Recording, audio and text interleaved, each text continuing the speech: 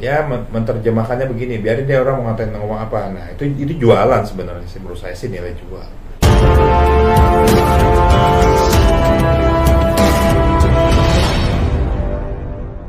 Kalau kita bicara tiga cawapres tadi, ini kan yang paling menarik adalah Gibran ini adalah mewakili daripada usia milenial.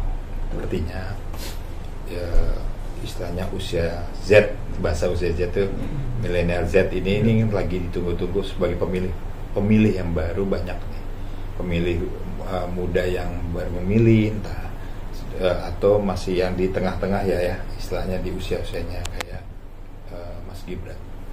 Nah, ketika saya lihat di sini ada satu tagline yang menyatakan bahwa Gibran tidak bisa berbuat apa-apa atau takut dalam debat.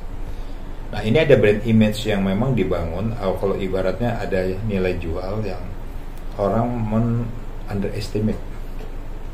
Jadi menilai bahwa seakan-akan lu nggak bisa gitu.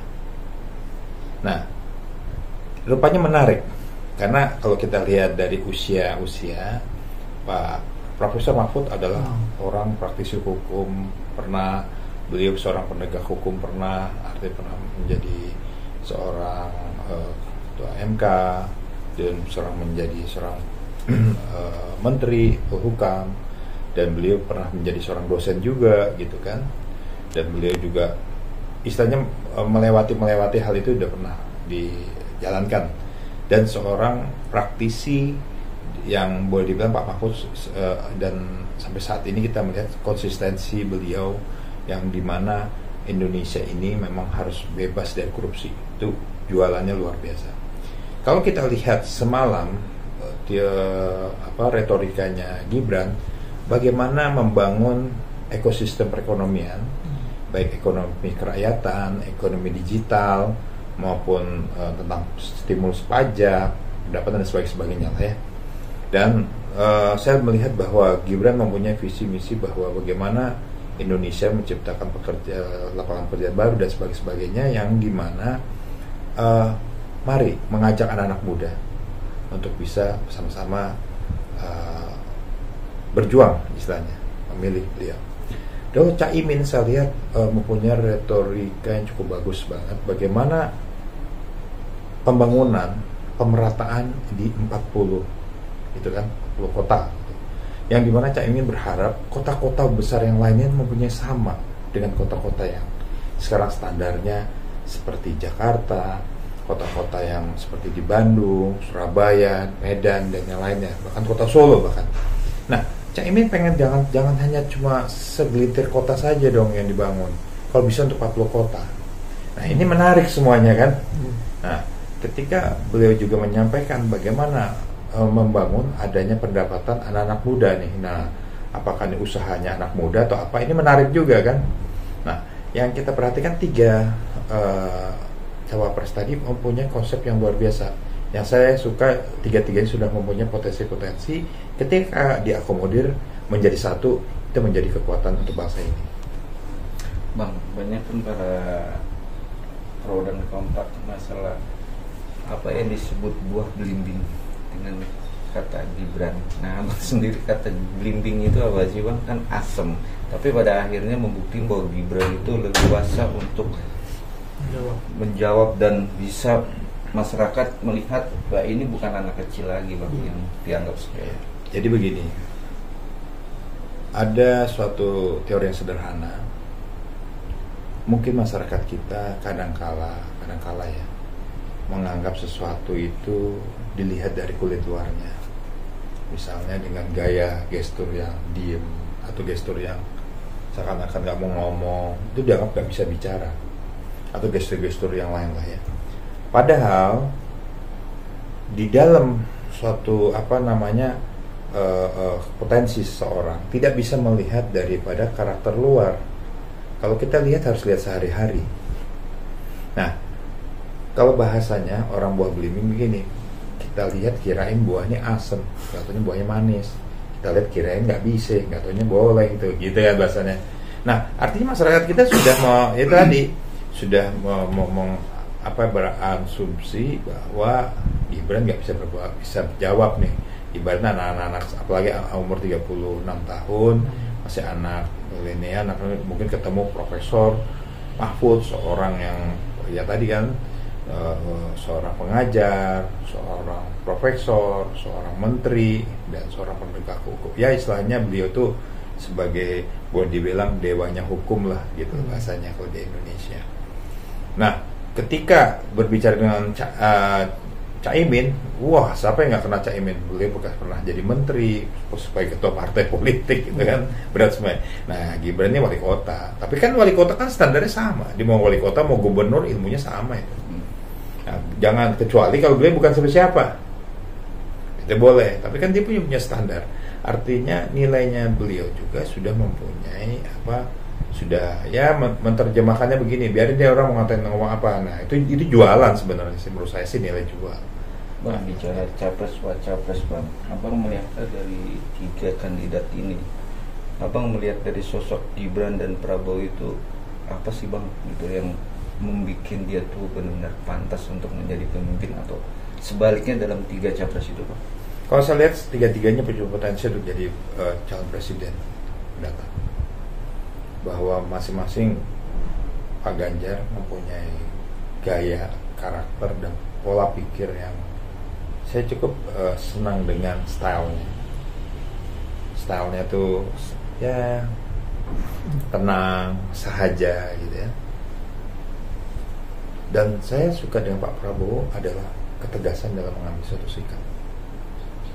Dan Pak Prabowo sudah tidak bisa dianggap sepele karena beliau dari militer sampai saat ini mengambil suatu keputusannya bukan tidak karena emosional, tapi sudah dihitung bagaimana perhitungan skala gitu ya.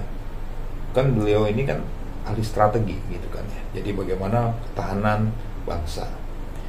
Kalau Pak Anies ini adalah orang yang memang sudah terlihat dalam sebagai seorang rektor dan seorang gubernur, bahkan pernah jadi menteri, menjadi orang pemimpin yang memang tadi dekat, maksudnya dekat dengan siapa? Dekat dengan rakyat, dekat dengan dalam secara hubungan di dalamnya juga dekat sekali hubungannya. Artinya, dan beliau mempunyai gagasan dan misi dan visinya cukup bisa menyuarakan, artinya secara pluralisme di bangsa ini. Dan cara bicaranya juga saya suka bagaimana retorika beliau, retorika secara akademis. Ini yang luar biasa. Untuk chemistry-nya dua sejoli ini dalam arti capres dan capresnya itu Ganjar dan Mahfud, kelebihan dari Mahfud antara dua orang itu apa bang? Kita bicara Mahfud nih, wakilnya itu Mahfud MD ini. Pak Mahfud MD itu kan sama, orang jujur. Maksudnya orang jujur di mata masyarakat Indonesia. Beliau ini adalah salah satunya orang yang menginginkan di dalam reformasi hukum, penegakan hukum ini beliau harus hadir. Bagaimana beliau berani mengambil suatu sikap, kebijakan, putusan yang artinya lebih luas gitu ya. Nah, lihat sosoknya kedua, karakter dari kebudayaannya. Beliau orang Madura. Madura itu kan kalau lihat karakternya orang apa adanya dan berani kalau benar.